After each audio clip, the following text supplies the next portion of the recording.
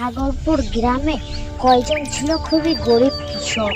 তাদের মধ্যে একজন ছিল খুবই গরিব এবং তার দুটো গরু ছিল। সে সারাক্ষণ মাঠে ঘাটে কাজ করে তার পেট চালাতো। একদিনকে সে দেখা গেল যে সে বাড়ির থেকে গরুটা বের করে মাঠে যাওয়ার জন্য রওনা দিল। সে জঙ্গলের পথ দিয়ে হাঁটতে হাঁটতে সে মাঠে পৌঁছে গেল এবং মাঠে গরু নিয়ে লাঙল লাগাতে লাগলো। লাঙল চাষার পর যখন চাষা হয়ে গেল তখন আবার জঙ্গলের পথ দিয়ে বাড়ি চলে আসলো। আপনারা দেখতেই পাচ্ছেন বাড়ি চলে আসছে।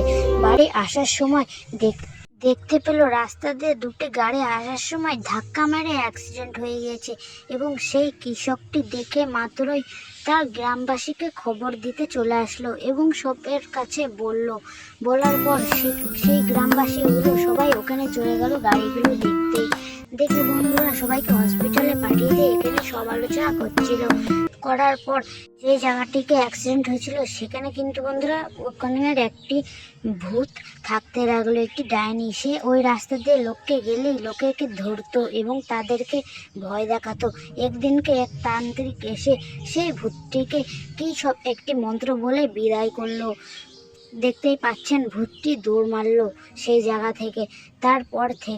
তারপরের দিন সকালবেলা গ্রামবাসী মিলে সব আলোচনা করতে লাগলো ভূতটি কি গিয়েছে না ওখানেই আছে।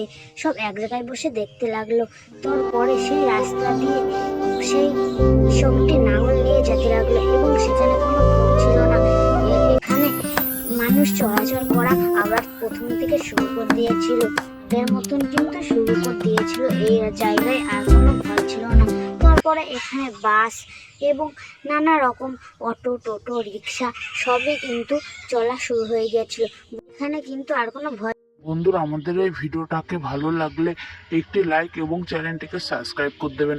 আমরা কিন্তু এই কার্টুন বানানো নতুন শুরু করেছি। আমাদের কিন্তু খুবই ছোট একটা চ্যানেল, আমাদেরকে সাপোর্ট করবে এবং সামনে কিন্তু আমরা আরও ভালো ভালো কার্টুন নিয়ে আসছি। এটা সবে ট্রেলার, এখনও কিন্তু পিকচার বাকি আছে। আজকের জন্য এইটুকু, আবার দেখা হচ্ছে নেক্সট কোনো কার্টুন।